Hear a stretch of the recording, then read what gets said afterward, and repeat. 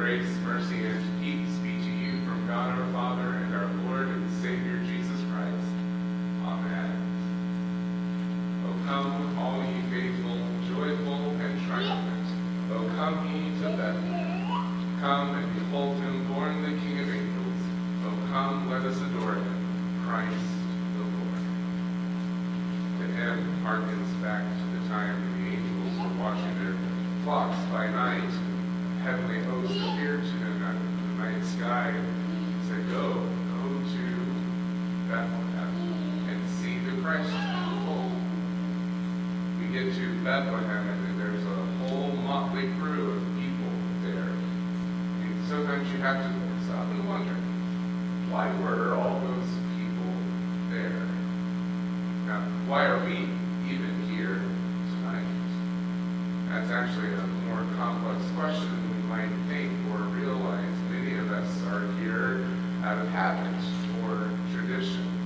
You might be here because your spouse made you come, or your parents made you come, or maybe even your child made you come. You might be here because you're wanting to actually be faithful and prepare your heart, prepare your mind, your soul, yourself for the coming of the Christ child. Now, we know, as we get to Bethlehem and Jesus being born, that God set all these things into motion. God put them into place. These are fulfillments of prophecies from hundreds of years prior to. But maybe, just maybe, if we look at this event from the perspective of Mary, we might see that perhaps she was there simply because biology took over at a certain point. She was in labor. Joseph would have been there out of love for his betrothed, wanting to do right by her and to take care of her.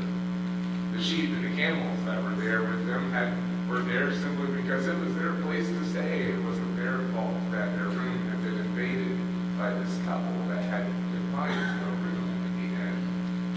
And the shepherds were there. The angels told them to come, but they also might have also been wondering a little bit, did we see what we just saw? Let's go and figure this out and make sure that we weren't just sleep deprived. I'm sure Mary and Joseph probably, if they had their way, would have preferred to have the baby in Nazareth, where they had friends and family to help them.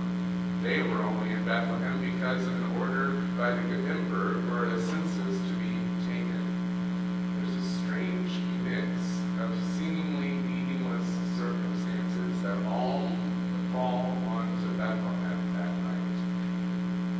There might be a strange mix of seemingly meaningless circumstances that have brought you here this evening.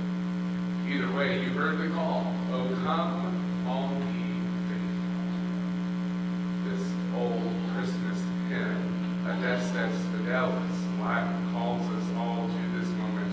Oh, come, all ye faithful, come, joyful and triumphant.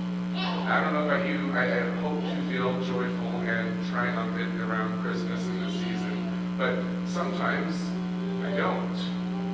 Sometimes you don't feel joyful and triumphant, and that's okay. The song still calls to us, oh come, all ye faithful, bored and irritated. Oh come, all ye faithful, exhausted and worried. Oh come, all ye faithful, cynical and angry. Oh come, all ye faithful, heartbroken and grieving. Simply come, all ye faithful, no matter what you're feeling, come and adore him. Favorite parts of that hymn. Oh come, let us adore him. Oh come, let us adore him. The term adore is actually used quite sparingly in the Bible. There's lots of words for praise, lots of times that awe and reverence and respect are used, but adoration in the scriptures happen when people feel their smallness and imperfection in the face of the greatness and perfection of God. But rather than people feeling bad about how small and imperfect they are, in the presence of God, they are instead completely taken outside of themselves and enraptured and lost in the love and wonder of God. I'm sure that is how the shepherds felt that night as they came in and saw the baby Jesus there. But I know for us, when we find it hard to adore God and God's majesty and greatness, when we want to hide in fear of his majesty and greatness, when life has hit us and it doesn't feel like there's any majesty or greatness to God at all, it seems even less likely that we will want to go to our knees in a dusty, dirty stable for a newborn baby in a manger. There's nothing awe-inspiring about a helpless baby. What has this baby done to impress me? What can a baby do to answer my prayers? But even as we're struggling with these thoughts, we suddenly do stumble to our knees. Mind you, God could have come to earth in any giant, majestic, theatrical way that God wanted to. God could have shown up with lights painted across the sky and trumpets and fireworks and earthquakes, but he came as a child. God sent God's beloved and only Son as the most vulnerable and fragile creature imaginable, a human baby. Jesus had no protection from the many dangers that could harm him as a human baby, but the love and promise that he radiates, the love and promise that emits from him, is a light that is brighter than any star in existence. It's a light that can melt the cold sheet of ice that we have wrapped around our hearts to protect us from the intensity of the pain from sin in our lives. So here we are. We are the faithful who have come as we were called. We have come joyful and triumphant, or bored and irritated, cynical and angry, exhausted and worried, grieving, heartbroken, you name it. However you came, you're here. And you're here because God called you here.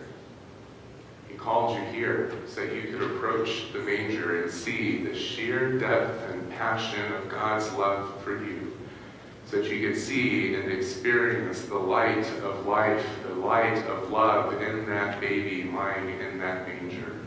And that you might, as the angels, or as the shepherds would do, go and tell everyone that you know of the great love that God has for you, that we can see in that baby lying in a manger. Oh, come, all ye faithful.